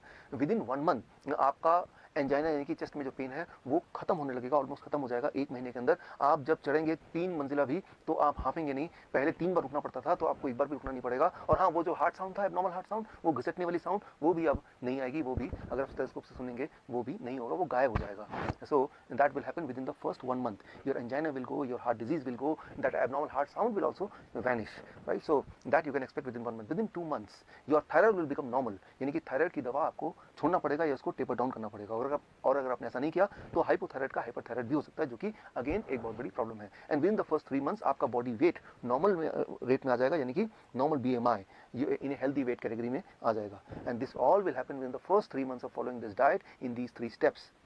कई बार मेरे पास पेशेंट आते हैं, वो बोलते हैं डॉक्टर साहब मैंने आपकी रिकमेंडेशन को फॉलो किया और 3 महीने के अंदर मेरा ब्लड शुगर, मेरा ब्लड प्रेशर, मेरी हार्ट डिजीज, बॉडी वेट हर एक में फायदा हो गया, अब मुझे इस डाइट पे कब तक रहना है? मैं उनको एक ही उदाहरण देता हूँ, और वो उदाहरण ये कि मान लो कोई आदमी आपके पास आता है पूरी तरह से कीचड़ से लथपथ, आपको बोलता है कि मुझे साफ होना है, मुझे क्या करना है? आप बोलेंगे जाइए जाके नहा लीजिए। वो नहा के साफ सुथरा क्या आता है, बोलता है कि मुझे कब तक नहाना है? अरे भाई, जब तक आपको साफ रहना है, यानी कि जीवन में हर दिन। सिमिलरली आपका जो ब्लड वेसल है वो रोज ही टॉक्सिन्स में भर जाते हैं, जम जाते हैं, और रोज ही उसकी मेंटेनेंस होने की आवश्यकता होती है, यानी कि रोज ही आपके बॉडी में नाइट्रिक ऑक्साइड का एनफ मात्रा में प्रोडक्शन होना बहुत आवश्यक है। और वो तभी हो सकता है जब ये डाइट आप लगभग रोज फॉलो करें। हाँ, एक छूट मैं आपको दे सकता हूँ, दैट इज चीटिंग डाइट। हफ्ते में 1 दिन आप कभी पार्टी में जाते हैं, कभी पिकनिक में जाते हैं, कभी कोई बर्थडे एक्सेट्रा में जाते हैं, तो 1 दिन के लिए you can enjoy the flexibility, you can ignore this rules and you can eat whatever luxury food you want to eat. लेकिन वो सिर्फ हफ्ते में 1 दिन, वो और वो अभी नहीं, आज से 3 महीने तक ये डाइट फॉलो करने के बाद जब पूरी तरह से आप बीमारी से आज़ाद हो जाएंगे, दवाइयों से आज़ादी मिल जाएगी, तब हफ्ते में 1 बार you can go for a cheating diet. यानी कि मैं ये बोलना चाह रहा हूँ कि you are enjoying the social celebration also and you are enjoying the good health also. ये डाइट अगर आप फॉलो करेंगे तो आप बीमार पड़ नहीं सकते, और जो बीमार हैं वो बीमार रह नहीं सकते। This is doctor Biswaroop Roy Chowdhury. All the best. जय हिंद। Thank you.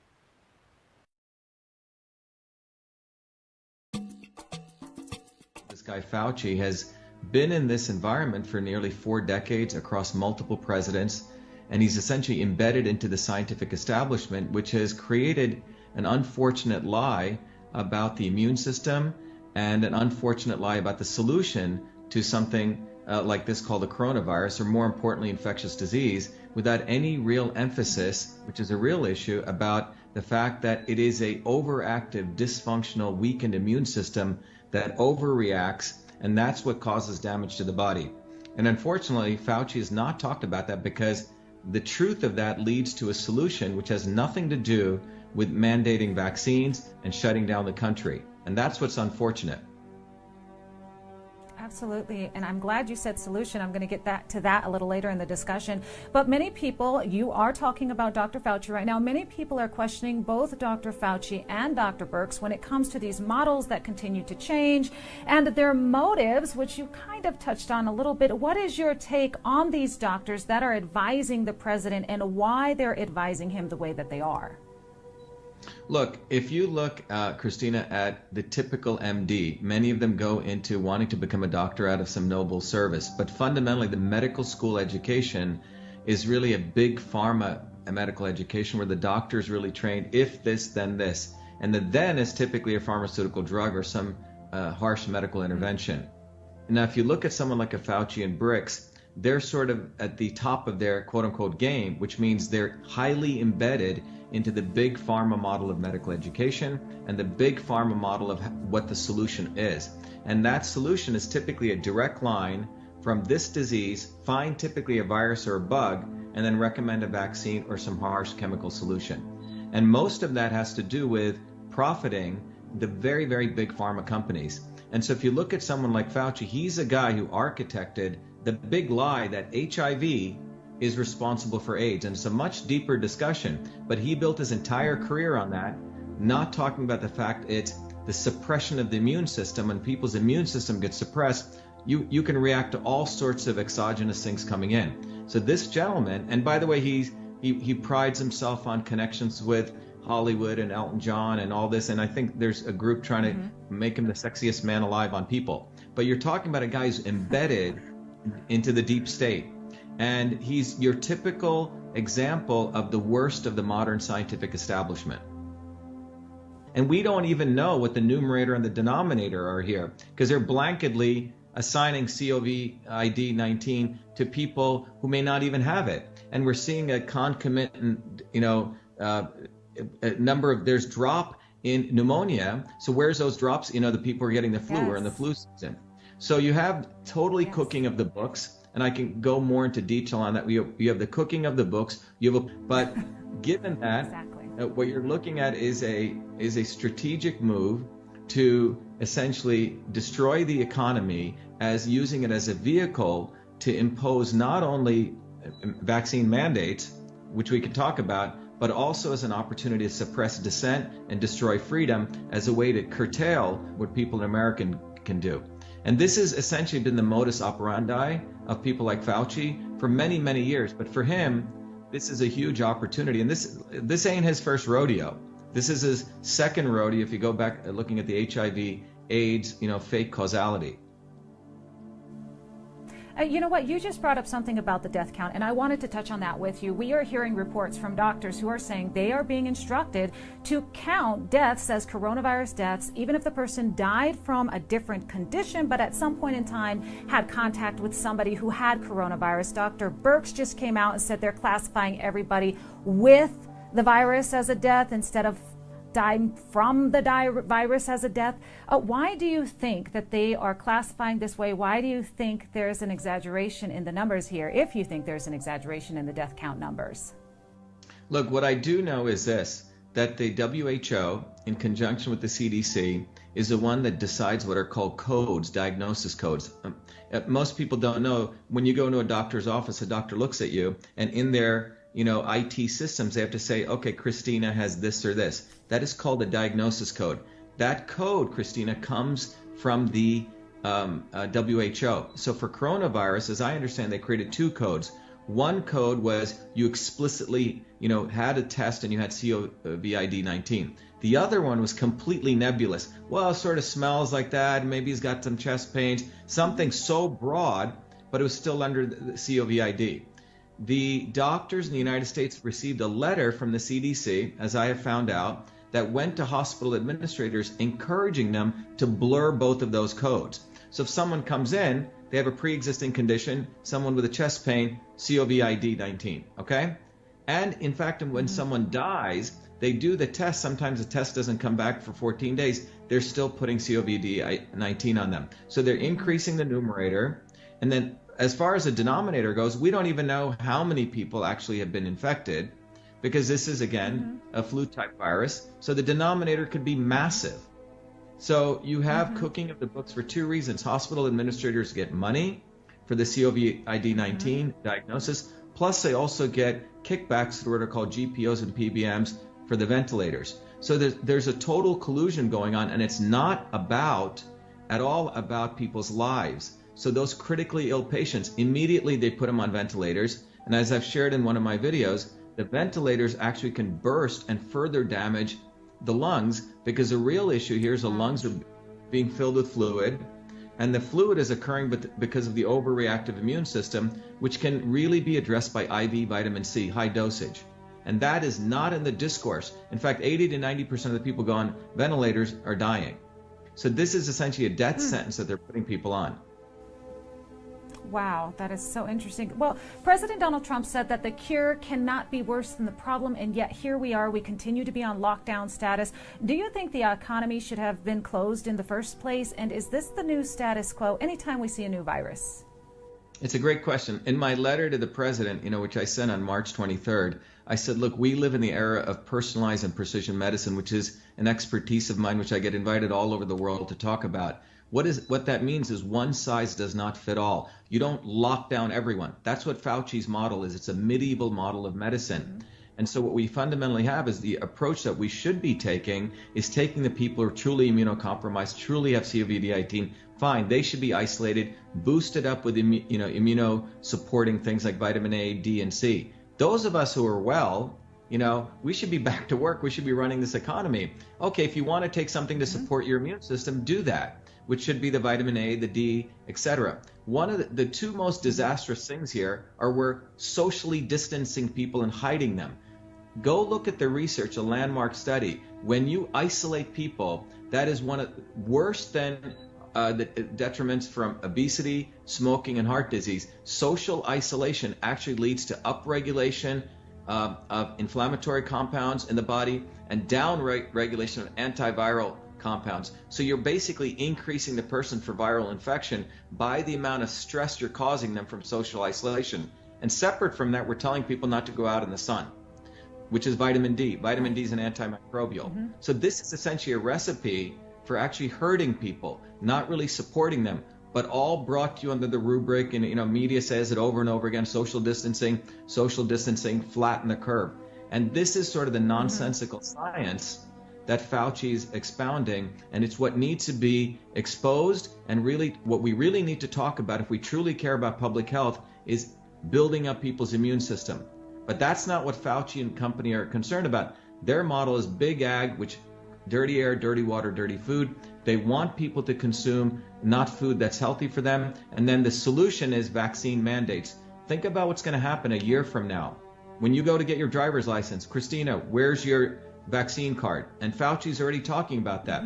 Yes. Can you go to a gym? Yes, he is. This is about developing a police state. I hate to use these very harsh terms, but that is what we're talking about, control of the individual. It's a very, very dangerous time, but it's also an opportunity for Americans to go back to our roots, which is freedom, which is basically listening to truth and basically starting to, take back what is really ours, which is our truth, freedom, and health. And Fauci's not about that. He serves the masters of Bill Gates, the Chan Zuckerbergs, the Clintons, the CDC, the WHO, and in fact, the Chinese. This is what we're seeing before in front of our eyes is exporting Chinese model of governance, top down, controlling the last oasis of freedom, which is our human body. And it's very concerning. It's very scary, as well as social distancing. And we just have a little bit of time left here. Another thing they're pushing are these masks and these gloves. And I'm seeing people making these makeshift homemade masks and literally putting their lives in the hands of these masks and gloves. How well do these actually work? And you touched on it just briefly, but what is the real solution to coronavirus? Look, the real solution, Christina, as any solution to any pathogen, we need to understand that the medical establishment, the pharmaceutical medical establishment for hundreds of years has built its entire foundation of always blaming a virus or a germ. Always. So when scurvy came around, remember scurvy when people's teeth would fall out and they had bleeding gums? Oh, it must be a virus. Well, it was deficiency in vitamin C 100 years later, when even people on the ground knew it.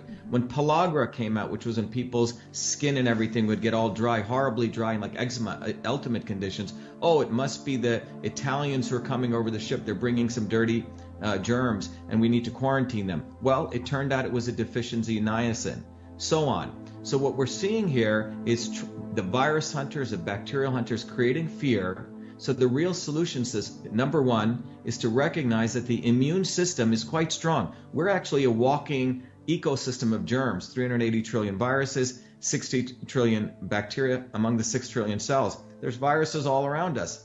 The reality is a strong immune system always handles this beautifully. It's the weakened immune system. So all those masks and all this stuff, people didn't wear this for humanity, okay? The issue is, how do you beef up the immune system? As I wrote to the president, vitamin D. Vitamin D is an antimicrobial. Why do you think in many of these hot countries we don't hear any about this? Vitamin A, which is all from the rich leafy green, dark green vegetables and fruits. That supports your body to create keratin, cytokeratins through vitamin A, which protects your cells.